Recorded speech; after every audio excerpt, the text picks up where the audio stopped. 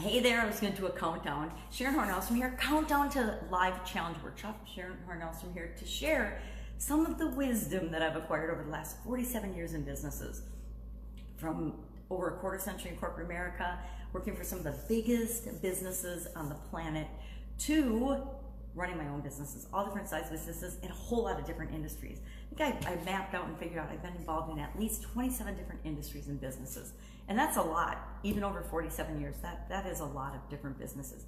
Now, I was in some of them simultaneously. I was in the food industry for 35 years. So some of those experiences run a really, really long time. Some of them a pretty short time, because I got in, I stunk at it, and I decided I was going to get out, or I failed and let it go because I didn't want to stick with a certain business or a certain strategy. So what is our lesson today? What is one of the top 20 lessons that I've learned over those 47 years of business? And why I'm sharing this is on March 23rd, we're doing the live challenge workshop. And now with coronavirus and stuff and everybody being off work, I wish it was starting Monday, but it's not. It's the 23rd. And so leading up to that, I wanted to do a countdown. I just wanted to share some stuff that I've learned over the years and some lessons, so that hopefully you don't have to learn those same lessons yourself. If I can just save one person from the drama and the trauma of one of the mistakes I've made and one of the lessons, then I think it's worth sharing. So today we're going to talk about, and I grab my magnifying glass and look at my brainstormed list of 20 things. Again, they're not in any particular order. I just brainstormed a list of the top 20 lessons that I've learned and I wanted to share. So today it is everyone and every experience is here to show us something. Now, I love the expression, the saying, people come into our life for a season and a reason. And that reminds us that people come in and out of our lives all the time. And we might not always know it at the time, we might not always understand it, but there's always a lesson there, right? Every experience that we have is here to show us uniquely, us individually, something. People can, and it's really interesting, people can all witness the same exact thing, yet experience entirely differently. Have you ever gone to a party and you're having an absolutely miserable time? You're just having a terrible time, and everybody around you is having like an awesome time. They think it's the best party in the whole wide world. And that's because each of us experience everything from our own perspective. And so it's more about what's going on with us than it is about what's going on around us. And how we experience it and how we choose to see it it's hard, but it's up to us. And so it's almost impossible to separate things that are going on around us in different areas of our life with what's right in front of us right now. But everything that happens is really for us and for our benefit. Now, if you believe that, your life takes a very different course of action, and things look different to you, and you interpret things differently than if you think the world is out to get you, right? And I will admit, back when I was younger, I didn't understand. I didn't realize that the stuff I was experiencing was because I needed to learn certain lessons. Probably wasn't until, I was in my late 40s or maybe even my 50s that I realized and had that aha moment. And it was after I had ever-increasing bad health challenges, right? And not little health challenges, big health challenges, up to and including a sudden cardiac arrest. You know, once you die, that's pretty much the end of your health challenges. You either, if you are lucky enough like me to come out of that, you either make massive lifestyle changes or you're not here anymore to talk about it, and then it doesn't matter to you either. But I kept getting these, and it happened always on Labor Day, which was really interesting. But every few years, right on or around Labor Day, I had huge health challenges. And it started all the way back with my first job out of college. I had health issues and challenges and massive in the hospital kidney surgery over Labor Day weekend, right?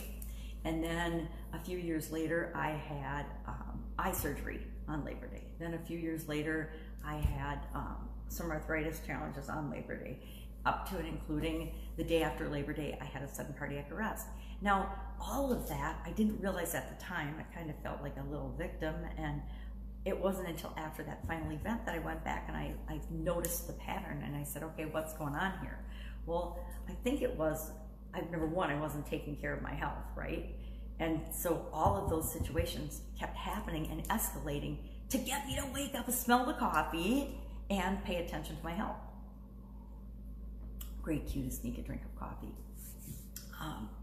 But everything that's always happened to us, I think about my divorce. Well, why the heck was my divorce? What's the lesson in that? And there's a lot of lessons in that in terms of communication, relationships, and differences in styles and picking the right people and not beating yourself up, yada, yada, yada. But everything, the good, the bad, and the ugly, it all happens and has happened to me for my own benefit, not for me to be a worse person, but for me to come out the other side and be a stronger, better person than I was before. So even the people that come into our lives that we find super duper challenging, and I've had a couple of those. My ex-husband's really, really challenging, right? For me, not for other people, but for me. And again, other people will interpret situations and individuals differently based on their experiences with them, their interactions with them. And probably the ex is a good example. Other people love and adore him. I love him, I just can't live with him, right? Because we aren't good for each other. And it took me a long time to come to terms with that. But that's part of the people come in and out of our life for a reason and for a season and for a time period. My kids will wonder sometimes, well, how come this person isn't in my life anymore? Well, and I wonder sometimes, how come this person isn't in my life anymore? And it's because I already learned what I needed to learn from them, or I already provided what they needed from me as a part of their life, and they've moved on and I've moved on in different directions. It's why when I have folks that work in my businesses, I always am excited for them if they leave and move on to something that's better for them than what they're doing with me at the time. In my Italian food business, we didn't have a lot of turnover, but when we did, I was always excited when people left. I felt a little sad because it was like losing a member of the family, but I knew that they were moving on to something bigger and better and for their own self-development and for their own personal development. So that always felt good. So remember everything that we're going through individually, because we all experience things through our own skin, only as us. And so even if somebody's going through a similar situation, we can learn from that, we can watch that, but it doesn't mean it feels the exact same to us. It's like the grieving process. Each of us grieve differently and in our own way, which is basically true of any other process, right? We apply it to the grieving process because it's such a strong example, and a lot of us can relate to it, versus there's a lot of other examples we can use, but that's why that's such a good example of the difference in how people experience things. It's the same thing with the education system. Everybody, and I don't know why we expect kids, since we don't expect adults to all learn in the same way, but our school system is basically set up for the average kid to learn in this way. Well, if your child is up or down, and according to the average, they're gonna struggle in the traditional school system. I had a couple doses of that, including myself, throughout the decades and the years. So today's big lesson learned is that everything and everyone that comes into our lives comes into it for a reason. Might be just for a short period of time, or it might be for our entire life, but they're here for a reason. They're here to show us something. I swear that my granddaughter came into our lives for all about love, and for a lot of us in the family just needing a little light ball of energy and love. So again, there's always a reason. That's it. I would love to know what you think about this lesson. If you've had experience learning that different things happen to us, good, bad, and ugly, and it's up to us to see what we make of that lesson and how we interpret it. And it's always how we interpret it that matters the most. And sometimes we don't interpret things until years later. I am much better at looking back at getting fired now than I was when it happened, right? When it happened, I was through traditional mess of emotions and mush, but now I look back and I think, oh my God, that's one of the best things that ever happened to me, because it changed the trajectory of my life. It changed where I was trying to go, or where I thought I should go, but it wasn't really right for me. All right, have an absolutely awesome day. I will see you tomorrow with number 9 of our Top 20 Countdown to Business Lessons Learned. We'd love to have you join us in the live challenge workshop. We're gonna go through a 5-day free challenge that shows you exactly how to create your own results getting challenge.